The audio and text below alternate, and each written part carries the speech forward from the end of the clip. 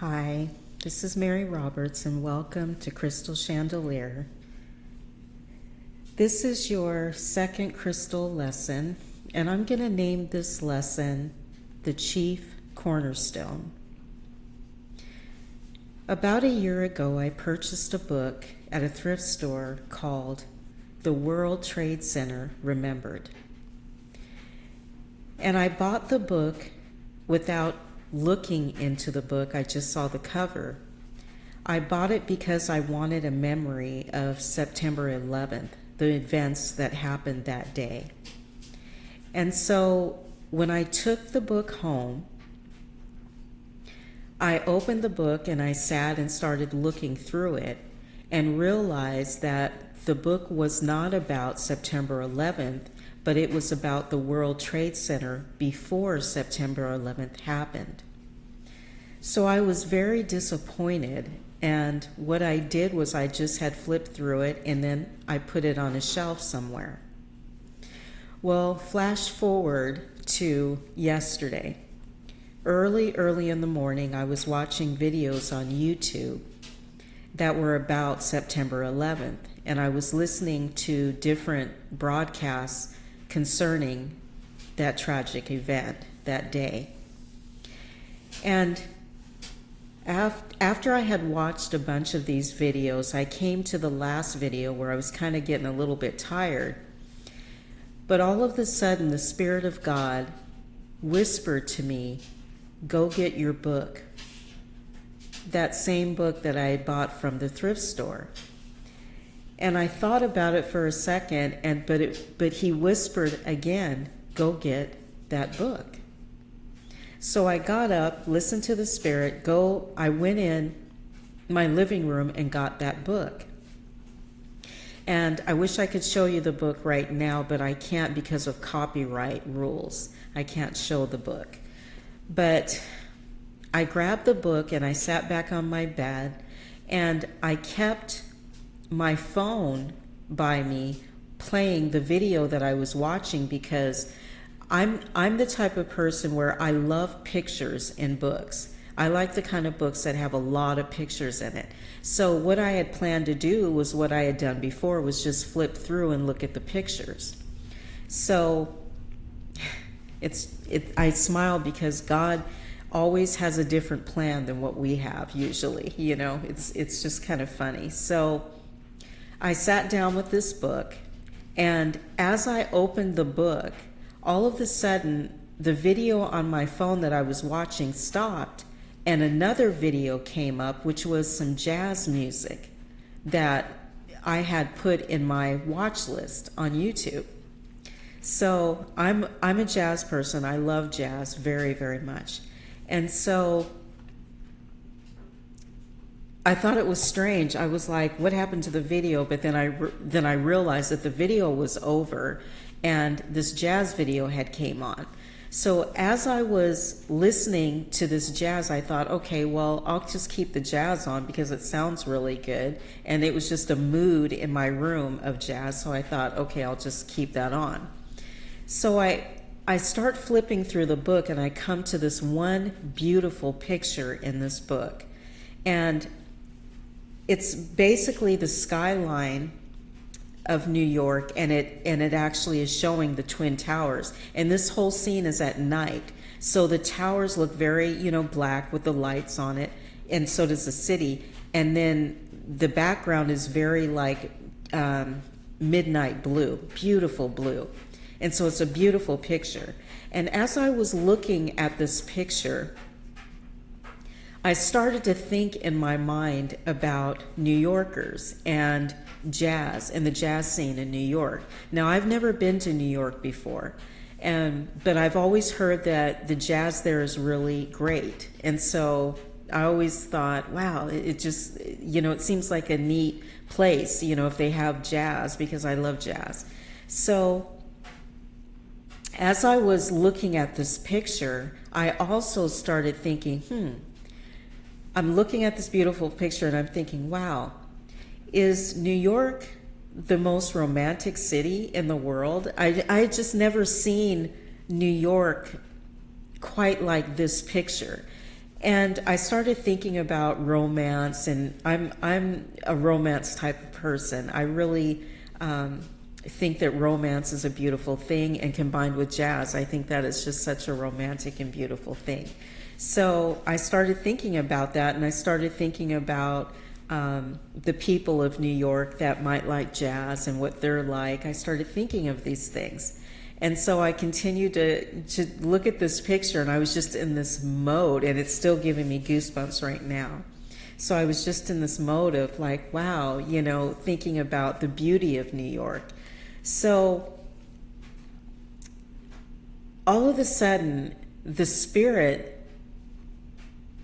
just told me to look at my screen of my phone. And I look at my phone, and I realized that the music that I'm listening to, the jazz that I was listening to, it was beautiful. But what was interesting about it is that it had a scene of a studio, and outside the big windows in the studio, it was snowing, and you could see the city lights of the Empire State Building, and it almost looked like the One World Center that they have that replaced the Twin Towers. So I was like shocked at that, and I'm thinking, okay, and the title of it was like Cozy Jazz or something like that, and it said a cozy scene in New York. And I thought, wow, that's what a coincidence that is, right? That I'm sitting here looking at this beautiful scene in this book of the skyline of New York, and then I realize that I'm looking at a video like, you know, that of the same thing. And also another thing that just was amazing to me, that after I ended up flipping through the entire book, you know, knowing that there's text in this book, but I was like, I don't feel like, you know, reading or anything. I had never really felt like reading the book, you know, the text in the book. I just wanted to look at the pictures. So all of a sudden, it came again to my spirit, read this book, read it. So I listened to the Spirit, and I began to read this book. Now, this book has text in it, but it doesn't, the whole entire book is not text. It's just like text about a story, the story of the towers, and then it goes into a bunch of pictures. And so I really love this book. If you guys get a chance to check this book out, again, it's called The World Trade Center Remembered. And I just think it's a really beautiful book. So I start to read the text in this book, which is something I had never done before. And by the time I finished actually reading this book, because I actually completed all of the text while I was sitting there, it was just such a great story. I was so full of joy, and I was so full of amazement of what God does and how He uses different things to teach us lessons in perfect timing, as usual. So as I was reading this story, I learned that in the beginning, the World Trade Center, the buildings, they were looked at after they were finished, you know, as very boxy and very like 70s like and old fashioned. And there were so many just mean things kind of said about this project, and also about, you know, also the project that the man who actually came up with the idea for the Twin Towers, also they were insults against him, you know, and I was thinking how he must have felt after he completes this project, and people are saying, you know, mean things, and they're rejecting these towers for whatever reason they're doing that for. Now, and so I'm thinking, oh, that's kind of sad. And so as the story goes on, it shows you how the towers became accepted as part of the skyline, and then how they became a popular like icon in New York. And in the end, when the towers were hit by planes and they were destroyed, how how the people of New York felt, because it was beyond the fact that these towers had fell. There was so much more to that story than just the tragedy of the towers falling, the lives that were lost. Yes, those were definitely tragedies, but there's so much more to that story that I believe that New Yorkers can tell, that have been in New York before the towers were built, and after the towers went down. There's so much in that. And so by the end of the story, I realized how important this project became that was rejected in the beginning. You know, these towers that were rejected became such an icon, and they're even remembered today, even though they're gone. And so after I had finished that, I was just glowing. There's so much more that I felt during this time, because the Lord was really working on me and really showing me some things as I'm looking at this. And I've always been the type of person that after I saw the tragedy of 9/11/2001, I always wanted to help the families in some way, to help the people that had went through the things that they did on that day, New Yorkers. But I never knew how was I going to do that, because I'm over here in Washington. So I didn't know what to do. So it was really a blessing that the Lord would show me that there is so much more to the heartbeat of New Yorkers, that I think that we on the West Coast, where I am, even understand, and maybe more than people of the world understand. It gives me chills, and it really chokes me up in my heart to think about the New Yorkers and what they went through that day and what's in their souls today. If any of you out there are New Yorkers, my heart goes out to you, and my love goes out to you. And I pray to God that you guys, if you see this video, that you'll tell your stories. And it doesn't just have to be the tragedy that happened on September 11th, but, you know, I would like to hear some New Yorkers' stories about how they felt about their skyline, how they feel about their city. There's different things that would be very helpful to people that are outside of your city. And so instead of always just looking at it as a place that tragedy happened, I really believe that there's even more that the city of New York has to offer this world. So the last thing, and the most important thing that really just filled my soul with joy was this lesson. And this is why I call this lesson the chief cornerstone, because I was reminded as I was looking through this book and I read the story of those towers of the World Trade Center, it came to me the scripture that God gives us in the Word, and it's in Psalms, and I believe it's Psalms 118:22, and it says, "The stone which the builders rejected has become the chief cornerstone."